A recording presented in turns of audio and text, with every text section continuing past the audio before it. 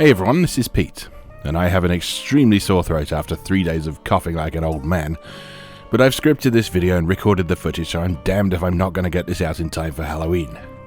As such, I bid you welcome to a look at my favourite spooky games, on a selection of platforms from over the years. As always for stuff like this list represents an incomplete selection of my own personal favourites, rather than attempting to definitively say they are the best games, whatever that means. So I'd love to hear some of your favourites down in the comments too. We're going to be going in rough chronological order from oldest to newest, so grab your garlic, rub it all over yourself and get ready for some spooky games. We had a copy of Berzerk for our Atari 8-bit back in the day, but it only worked on our Atari 400, something to do with the OS. Since by the time I was playing games actively we were making use of the 800XL and subsequently the 130XE, I rarely had a chance to play it, though I knew the experience would stick with me the moment I heard that synthesized speech. "Chicken, fight like a robot." The Atari 2600 version of Berzerk is a very good port of the game.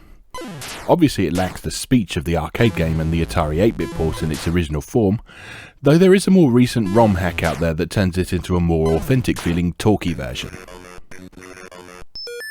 Berzerk is great because it's one of the original games in which you're fighting back against absolute futility. There's no way to win Berzerk, you can just put off your own death for a little longer. And while that may not be especially spooky in the same way as some of these other games, gentlemen of my age certainly count existential crises as being fairly horrific. Spooky or not, Berzerk is still great fun today, so it's a hearty recommendation from me.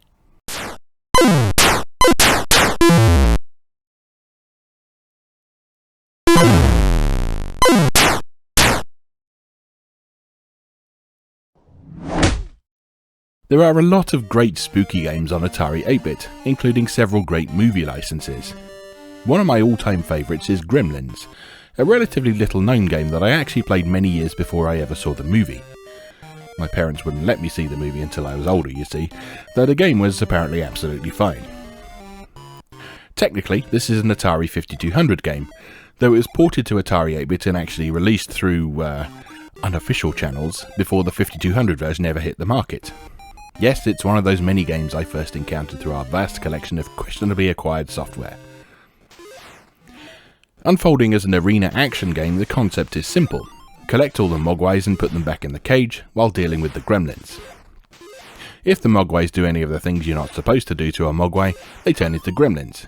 Repeat for 100 increasingly difficult levels. I always really like the presentation on this one. The animation is excellent, the minimal use of colour is very effective and atmospheric, and the music is inordinately catchy. Some versions of this game out there on the web have messed up sound, so try another one if the music sounds a bit weird. The version at a8.fandal.cz works just fine.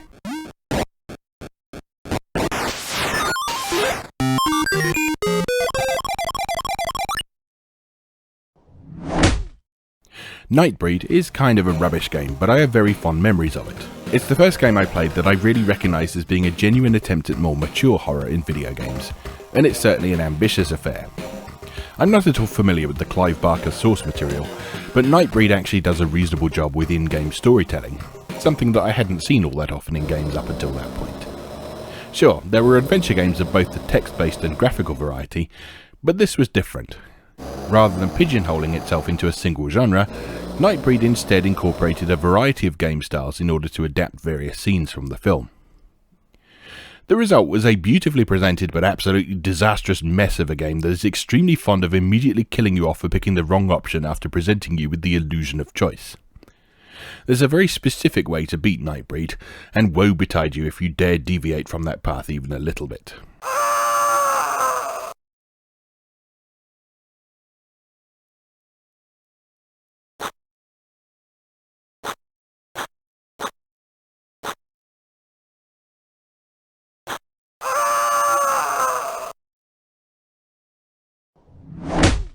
Dracula the Undead for Atari Lynx, now available for Evercade, is another example of a game that isn't especially brilliant, but you have to admire the ambition of it.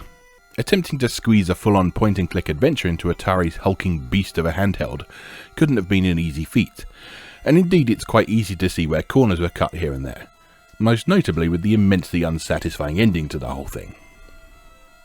Loosely adapting the very beginning of Bram Stoker's original novel, Dracula the Undead casts you in the role of Jonathan Harker and tasks you with exploring the Count's castle. Along the way, a variety of spooky things happen, and you have a whole load of largely illogical puzzles to solve also. There's also a really annoying wall climbing sequence that you have to complete repeatedly in order to beat the game, though thankfully you can't die during this. You can, however, die at other points during the game, and being an Atari Lynx game, there is no means of saving your game, meaning that if you cark it you have to start all over again. At least on the Evercade version you can make use of the console's built-in save functionality to avoid a terrible fate. I may sound like I've been quite harsh on poor old Dracula the Undead here, and perhaps I have. I do still like it despite everything I've said though, and I find it a fascinating example of what some developers were trying to do with the poor underappreciated Lynx. Resident Evil is the game everyone gesticulates wildly at as the origin point of the survival horror genre, but in fact Alone in the Dark was doing everything Resident Evil did several years prior. In fact, if we're really being picky, you can trace the roots of the survival horror genre all the way back to platforms like the Atari 2600 and the television, with games such as Haunted House and Night Stalker. But that's something we've already discussed elsewhere at great length on this channel.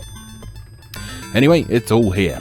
Creepy camera angles, clunky controls, a deliberately terrible combat system seemingly designed to discourage you from fighting as much as possible. A deeply unsettling atmosphere where you can never be quite sure what's around the next corner. A peculiarly jazzy soundtrack.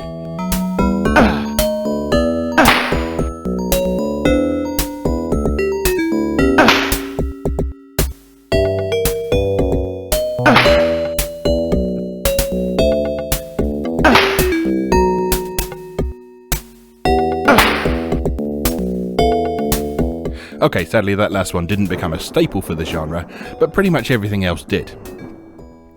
Combine all that with a healthy dose of Lovecraftian horror, which was still pretty new to gamers at that time, and you have a highly memorable experience that actually doesn't hold up too badly to this day, so long as you take a bit of time to acclimatise yourself to the controls.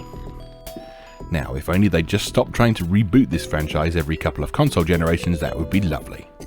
All of those reboots to date have completely missed the point and charm of the original.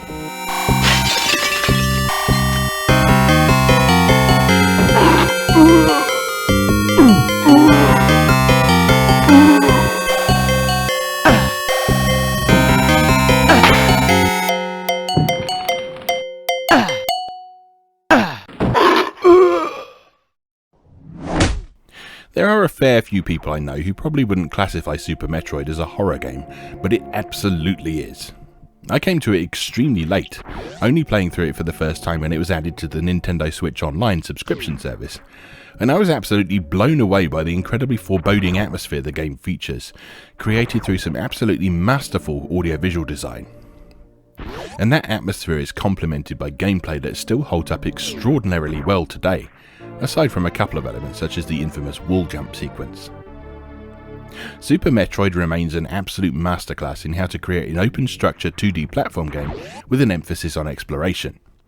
It's compelling, it's satisfying, it's engaging, and it's consistently enjoyable. It doesn't add any unnecessary bloat, and it's just an absolutely magnificent game from start to finish. Don't be like me. If you haven't yet played Super Metroid, take some time to do so right now. You won't regret it.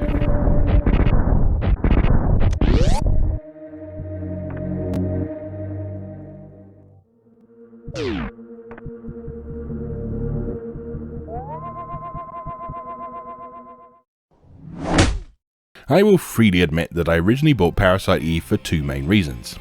Firstly, I thought the main character was hot. I mean, come on, how many other games start with the main protagonist in a cocktail dress? And secondly, it came with a demo disc that included a teaser for Final Fantasy VIII. It wasn't easy to get hold of either. It never came out in Europe, so I had to nab myself an NTSC copy when my parents and I headed over to the States to visit my brother, then enjoy it at home using the pen lid trick on my PlayStation to get it running. I'd demonstrate, but a PS1 is actually one of the few retro consoles I don't own. Suffice to say, learning how to perform this little dance with a Bic biro lid, a gob of Blu Tack and some speedy disc swapping was an essential skill to learn for PAL region gamers in the 5th generation of video games consoles. Unless you had a dodgy geezer friend of a friend who would fit a mod chip to your console, of course. But I digress. Parasite Eve is a really interesting game in that it looks like a Resident Evil style survival horror game, but is actually more of an RPG in execution. Its combat system blends real-time movement with an active time turn-based system similar to that found in the Final Fantasy games of the period, and it certainly takes a bit of getting used to. I also recall finding the story immensely confusing back in my teenage years, and must admit I haven't attempted to revisit it since. Parasite Eve has always stuck fondly in my memory though. Even though I didn't quite get what was going on throughout, I remember enjoying the experience. As a Squaresoft game for PS1, it looked and sounded great, and that was enough to keep me engaged and interested, although I never explored the interesting sounding post-game component.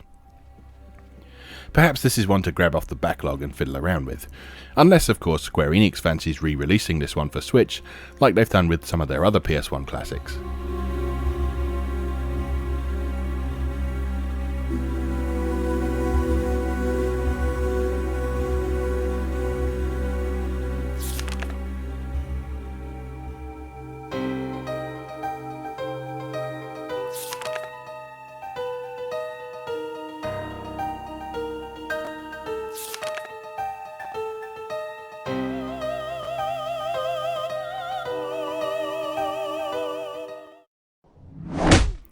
Next up, we have what is not only probably my favourite horror game of all time, but also one of my favourite games of all time. Silent Hill 2 is an absolute work of art, which is why it makes me kind of mad that they think they can remake it and even come close to recapturing the magic of this wonderful game. But that's something to whinge about another day, probably. My first encounter with Silent Hill 2 was when I was at university, and some friends from my hometown came to visit. We'd all enjoyed the first Silent Hill game on PS1, so one of my friends had bought the sequel and brought it down with him for us to play together. What actually happened was that one of my friends got absolutely hammered and passed out on the sofa, while the other fell asleep in my armchair like a granddad. Meanwhile, I played through the entire game in one night, absolutely enraptured by the whole experience, despite being surrounded by the increasingly fragrant remains of a takeaway curry for the duration. Needless to say, after my pals went home, I went out and bought my own copy immediately. Silent Hill 2 does everything I like in a good horror game. It's less about visceral, horrific thrills, though there are some of those along the way, and more about a lurking sense of unease that only builds up over time as more and more things gradually start to become clear.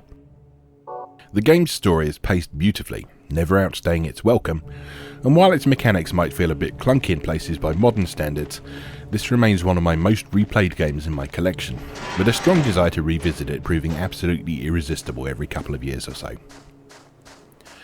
In fact, I'm about due for another full replay, and recording the footage for this video has put me right in the mood for it, so I think I might just have to finish this playthrough after we're done here.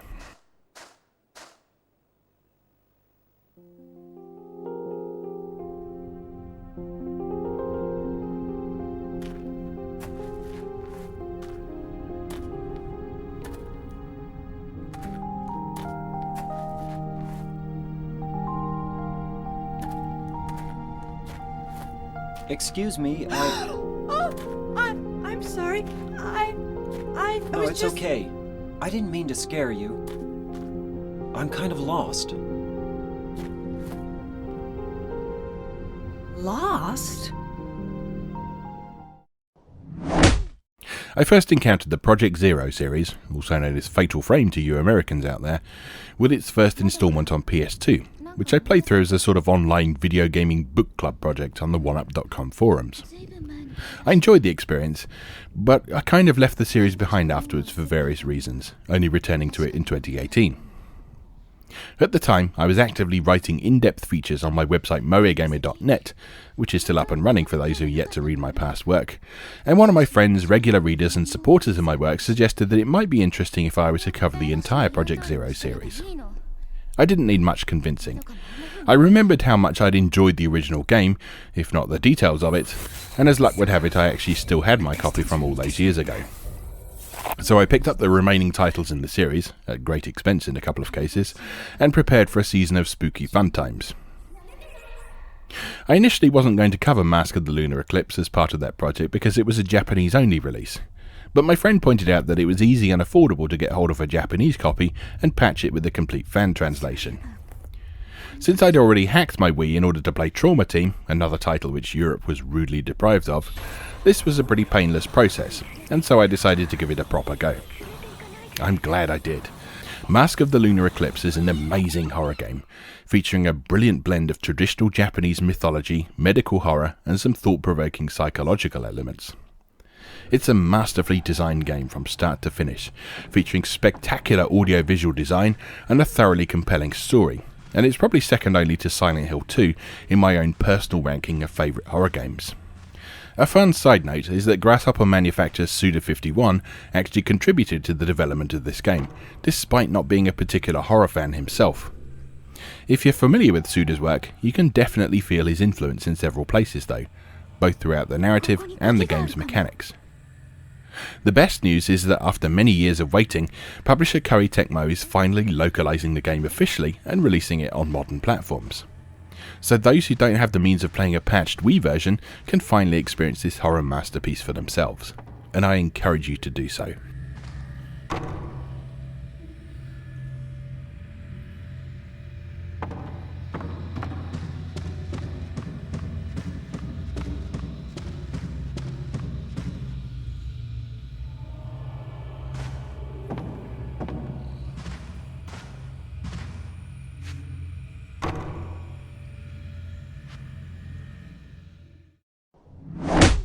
Finally, the most recent release on this list. Tormented Souls is a deliberate homage to the classic survival horror of the PS1 and PS2 era, released at a time when long-running series in the genre have for the most part morphed into action horror. And it's a wonderfully authentic experience, arguably to a fault at times. Tormented Souls features all the classic elements of PS1 and PS2 era survival horror. We have a vulnerable protagonist who is in way over their head. We have a mysterious narrative that keeps things consistently interesting throughout. We have a combination of stealth, action and puzzles. We have a huge map presented from specific camera angles rather than a generic over-the-shoulder cam. We even have optional tank controls for those who really want to kick it old school, but sadly Alone in the Dark's jazzy soundtrack is nowhere to be heard. Although presented using modern tech, Tormented Souls is a really solid love letter to the classics of the genre.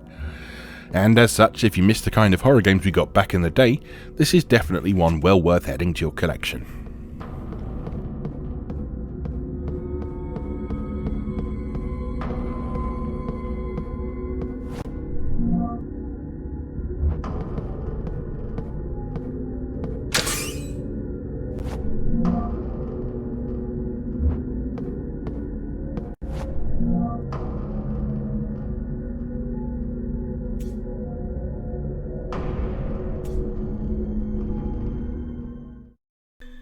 And so that's it.